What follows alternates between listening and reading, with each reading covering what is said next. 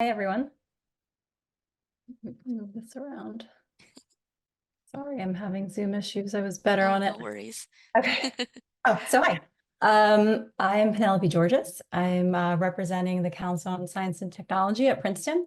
We're a campus entity that's kind of unique. We have the mission of advancing scientific literacy broadly across the university.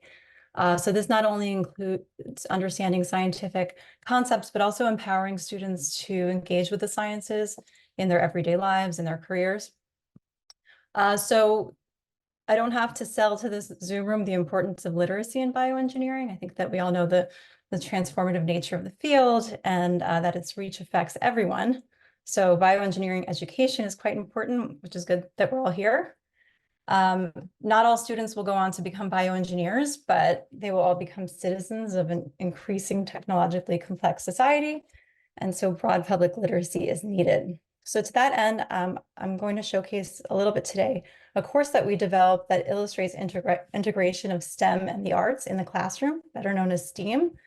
It's a first-year seminar. It has no prerequisites and it fulfills a general education science requirement. So I should note here that my training is in bioengineering. So I've relied on collaborations at the university through colleagues in the arts and humanities departments for advice and course visits. So our motivation for designing the course is that even at the introductory level, bioengineering education can be very technical and theoretical and difficult for students to grasp, and more importantly, difficult for them to find relevant in their lives. Sometimes even the term bioengineering can be very unfriendly and making the subject impenetrable. So we wanted to design a course that appealed to many kinds of students and sparked curiosity and connection to the field. So how did we tackle this? Our approach was to use an evidence-based method of STEM and the arts integration. It's been shown to engage and connect diverse students by emphasizing the humanistic aspects of the sciences and specifically bioengineering. So the topics of the course were divided into modules exploring bioengineering subjects like gene therapy, bioprinting, engineering intelligence, and so on. And learning was structured around the framework of the 5E instructional model, which I'll walk us through using an example module of tissue engineering. So in this module, the learning outcomes were to learn about the fundamentals of tissue engineering, advances in biomaterials and cellular manipulation, and then finally to formulate and implement a plan to create a biomaterial scaffold. So art related, we'll start with the first E, engage. Art related to the module was introduced to facilitate and engage the students. The art questioned, why was this art made? How was it made? What was its creator communicating to the audience?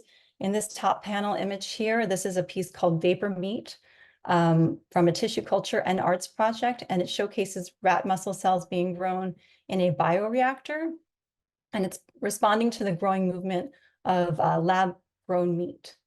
So then we engage students in the next E's with explore and explain. Students explored this topic. They had a hands-on activity of doing their own research and then creating detailed illustrations describing the art and the methods used to fabricate it.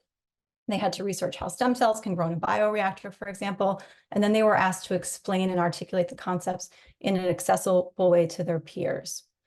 The next E is to elaborate, and this is when students utilize that new knowledge again into a novel situation. In this case, the students were tasked with creating a hands-on tissue culture and arts project, representing what they had learned in the last activity. So this is where we saw student creativity really shine. I have an example here of this fried egg. And this is the student's intention with this egg was to make parallels between regenerative medicine and nascent life.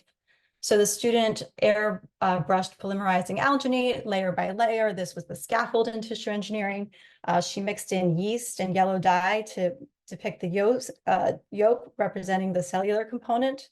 And then the signal that she was trying to represent was durotaxis. So she made the egg white portion stiffer. She took all-purpose glue off the shelf and co-polymerized it with the alginate. So in order to meet sort of this aesthetic fabrication that she needed, she had intuitively created this copolymer of alginate and polyvinyl acetate, which was really an exciting moment in the classroom. And this sort of inquiry-based finding really mirrored real scientific practice. Finally, the last E is for evaluation. The final step in this framework is for students to demonstrate their understanding. That typically happens in the modules with a written report and a course presentation that are all measured against a developed rubric. So in conclusion, we created this bioengineering arts and humanities course based on feedback from the STEM and non-STEM concentrators in the class. It was really positively received. So thanks for your attention. I hope that this connects with you. I know that we can't all teach a bioengineering and arts class, but I guess some parts of this can be adapted into a typical science course or even used for outreach event.